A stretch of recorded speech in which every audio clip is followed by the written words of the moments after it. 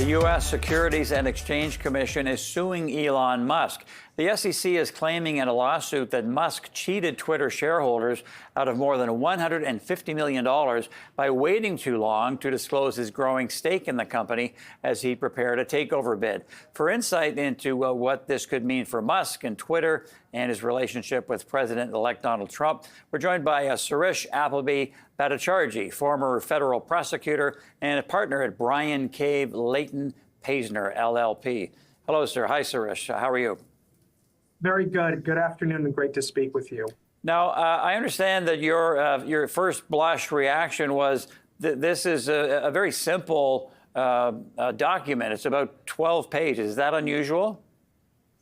Yeah, I wouldn't say it's unusual, but if you look at some of the other high-profile cases the SEC has filed, we see complaints that are 50, 60, even 100 pages long. Here, you're dealing with a concise complaint that tells a very clear, crisp narrative of a alleged reporting violation, and getting from start to finish of the story takes barely 10 pages.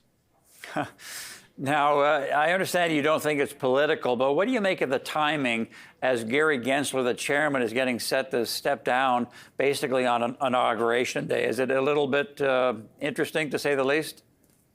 It is. It's certainly interesting. I think my personal view, and I'll hedge that this is my personal view, is that the allegations as they're laid out and the violation that's charged here in the complaint doesn't strike me as political in any sense. It looks like the SEC's attorneys are doing the work of building out an investigation, seeing where it goes, and seeing what the legal import of that is, and taking the appropriate legal action.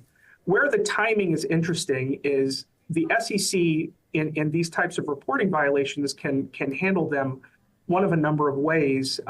We have a cease and desist procedure that the SEC normally takes for reporting violations, which keeps these kinds of allegations out of the public sphere while the SEC tries to negotiate a potential settlement with the party under investigation. You also have administrative proceedings that don't really see the light of day in the way that civil proceedings in federal district court do.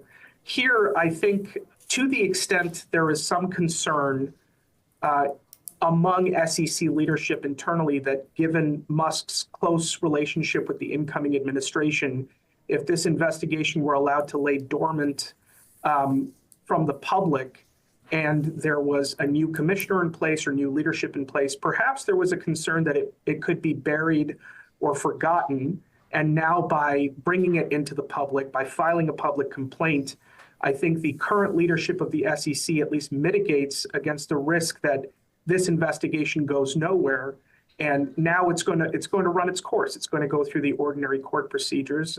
I'm sure, given who Mr. Musk is and given his exceptional representation in many cases, this will be litigated tooth and nail, but it will be done in the public's eye in a way that maybe it wouldn't be had the SEC not moved to file a public complaint now.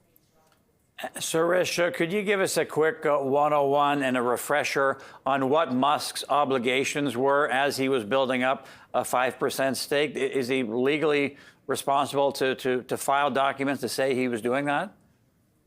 So this implicates Section 13D of the Exchange Act. It's a simple reporting obligation that says when somebody has amassed a 5% ownership stake in a publicly traded company, all they have to do is file a report.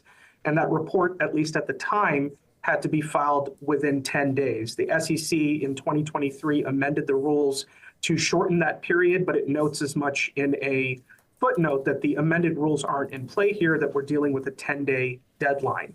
And it's really just as simple as filing a piece of paper acknowledging to the public in this SEC form that you hold a 5% stake.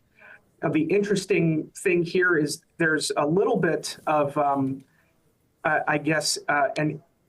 there's a little bit of a nuance here where Musk initially filed a short form report that is really only appropriate if the person or entity that's acquired the 5% stake does not have an interest in changing the ownership of the company. According to the allegations of the complaint, by the time he had acquired that 5% stake, Musk was very much interested in making the takeover bid for Twitter. And so the SEC is suggesting here that the alleged deceit, if you can call it that, was twofold. Number one, delaying public disclosure of the 5% interest, and number two, failing to disclose that the ultimate play here was to change ownership of Twitter.